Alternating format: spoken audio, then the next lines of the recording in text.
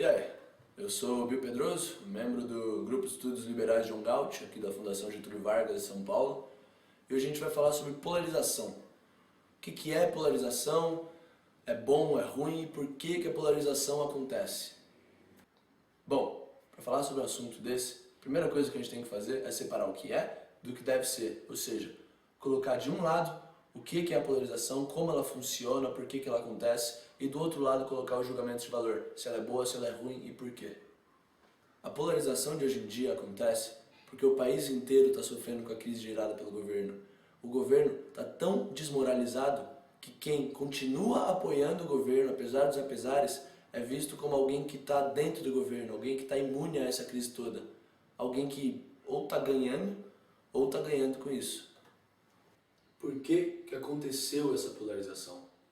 Todo governo, principalmente no Brasil, que a gente sabe que é tradicionalmente sujo na política, todo governo ele arranja um jeito de cooptar as instituições.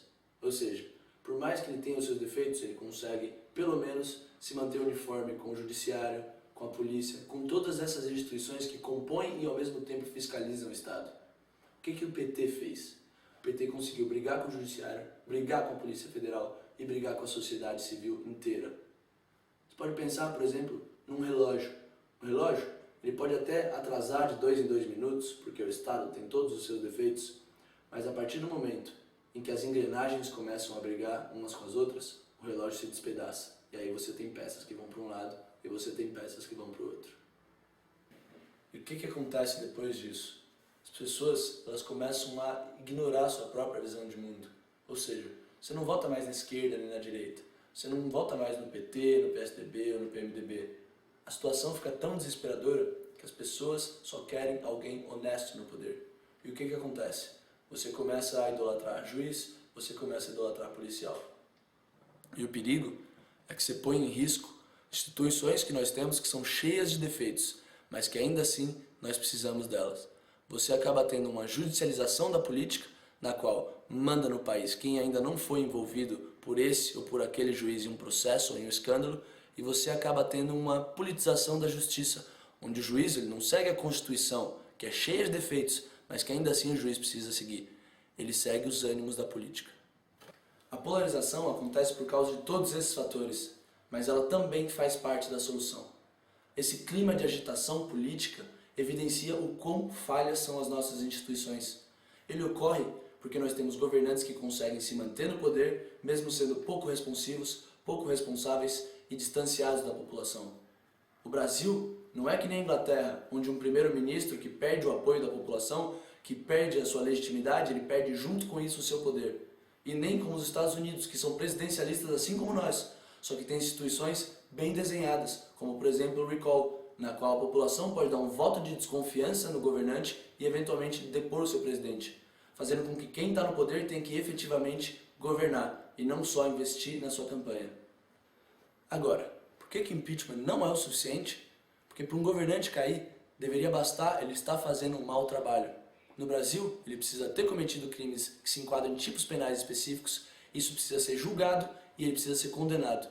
Durante todo esse tempo, a população continua sem nenhum respaldo e você acaba politizando instituições que não são políticas, como o judiciário e a polícia.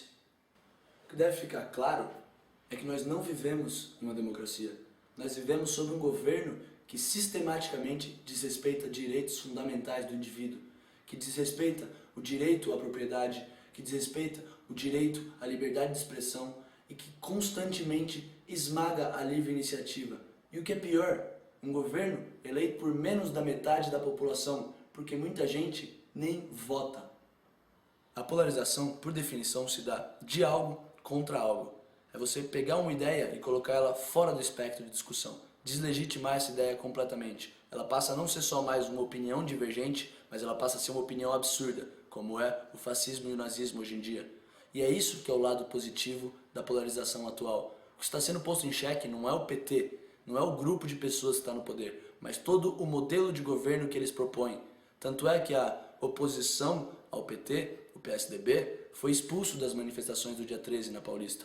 Porque, apesar de ser um grupo diferente de políticos, eles têm uma ideia de governo essencialmente igual.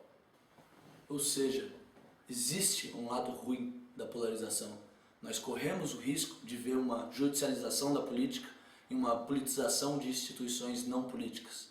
Nós também corremos o risco de presenciar a ascensão de figuras radicais, como o Bolsonaro e a Luciana Genro.